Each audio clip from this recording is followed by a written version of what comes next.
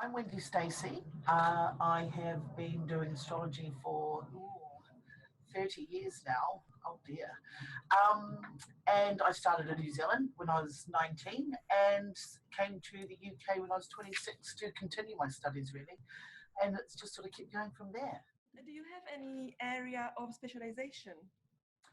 Well, I love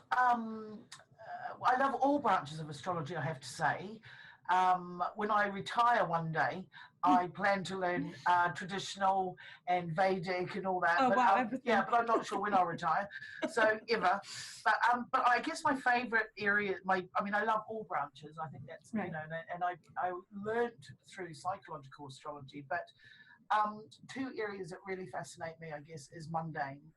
Mundane is my thing, and I also have a real love for medical astrology as well. So, or health astrology more than medical, perhaps. Yeah. And how did you get into them, into mundane and medical? Any particular routes? Well, yes, because I learned through my first teacher was a psychotherapist, so I didn't really even know there was any other branches of astrology, none at that stage. So when I sort of picked up I can't even. Oh no, I think I heard a lecture.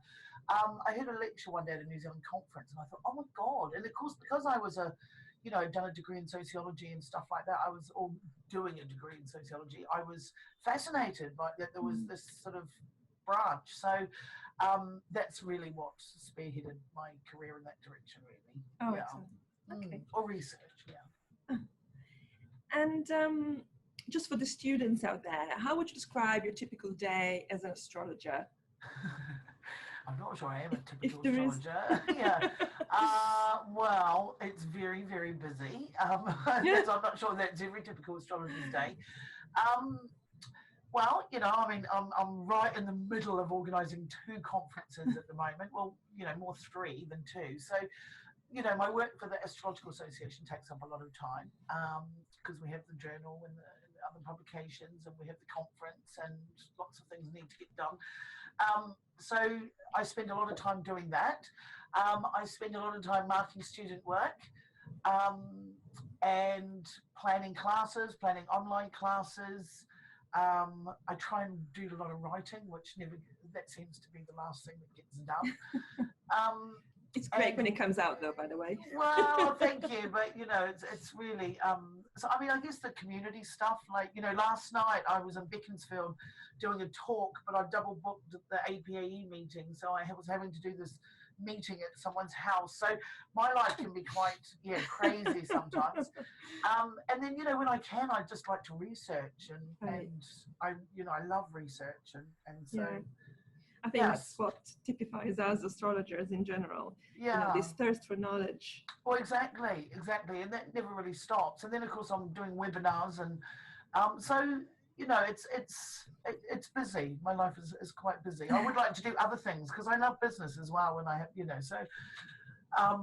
But yeah, so things never get done. But I think that's what happens when you have a few planets in Virgo in the 6th house. So. But, yeah. Yes. Are there any tools and techniques that you favor? Tools and techniques. I'm quite open to all techniques, really, as long as they are quite have a good sort of base and good, there's good substance and evidence-based, practices. Then so I'm quite happy with using techniques. I guess in terms of, for example, forecasting, I've always used solar arcs and transits more than secondary progressions, but then I use the secondary progressions moon, for example, more than other things. One of my other things is unaspected planets, so I always am looking for that in a chart because I think it's so dominant and sort of not really discussed much in astrology, so right. Yeah, that's sort of but yeah, they're endless, I guess, aren't they? And there's a lot of things I don't know, like the traditional and medieval and things like that. Right. I find that interesting. I just haven't had the time to learn it yet. Yeah. Okay, so how do you prepare for client sessions? how do I prepare? Well, first of all, I make sure that the room is really is quite is really comfortable. The environment has to be perfect. Well, not perfect, but you know, the environment has to be comfortable, and clean, and well, so does the rest of the house really, because I do them from home, and or by Skype. Which is easiest because you don't have to clean the house.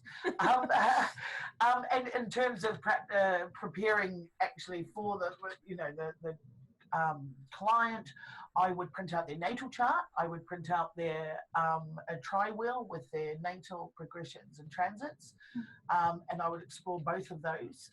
And then I basically, because I use solar fire, I do a dynamic report looking at the next year ahead, looking at all the different forecasting techniques of, you know, solar arcs to angle, you know. So I would do a time map of that for the next year and basically go through that and see what stands out. But I always ask clients what they would like to talk about.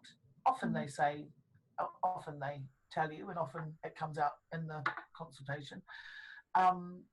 And so, yeah, so I do that before they come, and then we sit down and start, really. Do you do a consultation chart as well? Not often. Not often, okay. Although I shouldn't really say that because I do tell students that they should. But, and, you know, I don't really look at, well, I mean, the synastry, you know, sort of when you're sitting with a client, you can sort of see the synastry anyway. You know, we always attract clients with what we're going, you know, what's triggering in our own chart, or what's happening, you know, in the sky. You know, like for right now, you know, Neptune's in Pisces. So I get a lot of clients with the Neptune on their sun or their ascendant in Pisces. So that's quite, you know, so that's, you know, so you get a lot of familiarity with clients and things like that. So, or not familiarity, more commonality, I should say, amongst clients. So do they typically come to you with specific requests, or I don't know, is it just a generic, you know, find out about yourself sessions? Mostly people, I think, have a good idea of what they want to talk about. They're not always forthcoming when they make an appointment, and that's fine. And it sort of comes out during the, you know, the session. And, you know, some people are very specific. I mean, sometimes I've had very, particularly with regular clients who will want to know specific dates and times for things and, you know, that sort of thing. So, Okay. Do you have any tips or maybe favorite books for students in astrology? Well, the Mayo, I mean, I love, you know, Sue Tompkins, The Contemporary Astrologer, and her Aspects book. I think they are just absolute necessary textbooks. I think Frank Clifford's Getting to the Heart of the Chart is really great. All of Liz Green's books I recommend to Mayo students. I mean, there's so many. There's, you know, for the mundane, of course, you know, people must have their, you know, planets. What is it called? Oh gosh, I should know this. The Planetary Phenomenon book. The yellow one. You know, that's the Mickelson. Book. You know, that's very, very important. As is Nick Campion's mundane book and Book of World Horoscopes and things like that. And I always encourage people to if they have the solar fire, you can get Campion's mundane data, chart data, as an add-on for solar fire, which is really great for research and looking at what's coming up for different countries and stuff. You can do lots of different searches. So they're probably the things I use all the time, as well as I'm a great fan. As much as I like to support Raphael's as well, but I am a Mickelson ephemeris fan. Yeah. Okay. So is there any pitfalls that you think budding astrologers should watch out for? Budding astrologers. I love watching young people come through. I understand how hard it was being young and learning and being so hungry and you know, for learning and stuff like that. Yeah, I mean, there's a few people. I mean, of course, is my one of my favourites is my old student Wade Caves, who's who's jumped cap and gone to traditional astrology. But you know, I think he's wonderful, and I think his work and his delivery is great.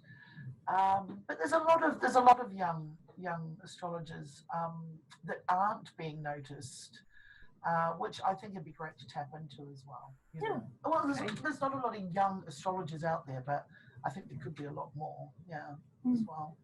Okay. And what do you think is the importance of astrology? Why is it important in today's world? Why is it important? Well, I don't know if it's important for everybody, but I think it's valuable. I think as a tool in every aspect of life, from a personal, political, economic, that sort of thing. Understanding it's a great tool to understand what's going on. I think the importance of astrology is, I think what I wrote in my consulting book, it's that for me, it's like the Matrix, you know, the red pill or the blue pill. And, you know, once you take the red pill, there's actually no coming back from that. You know, you can't actually come back. And well, that's what it's sort of like. I mean, it may take a year to swallow that pill, but you know, there is no coming back from it. And it's sort of like you actually see things for the way they are, you know, stripped back, bare, you know, the great and the ugly, you know, and it helps our tolerance as people, for other people, and our understanding of you know, why things happen the way they do, or how things happen the way they do. I have to agree with that. Where do you see astrology going in general? I have a few fears, really, of where astrology might go. You know, again, that campaign reminded us of the Minority Report movie years ago, and you know that's sort of very real in my mind. Of I think I'd be very, very concerned about where astrology getting, you know, being used or abused, being reduced to predicting things, you know, but you know, on the other hand, you know, we have computers have paved a huge way for us, and we could actually probably really do a lot more, and we could have a lot more interesting stuff if we applied it in research and stuff like that. I think doing that is great, but like I said, it's a bit like, you know, using astrology quantitatively in research is really, really valuable. I mean, we all know, you know, for example, you know, the redhead research, people with Aries rising or Mars rising, you know, it's not surprising to us if they've got red hair, for example. That's what astrologers would expect, or even a tinge of it somewhere.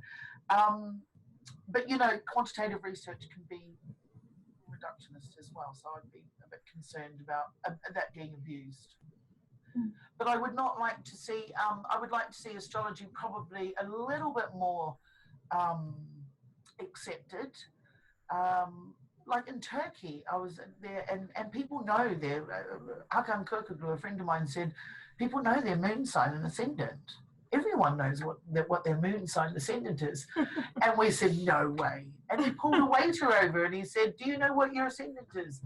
And the waiter said, no, but I know I've got a Leo moon. You know, and so, I mean, I just think, and even that sort of attitude, I think would sort of be a lot more easier for, you know, to practice astrology, and could improve, and all our different, all the things we can do with astrology, improve on astrology, practice, research would be great if people just had that little bit more tolerance, I think. Okay. Thank you very much, Wendy. Thank it's been you. a real joy.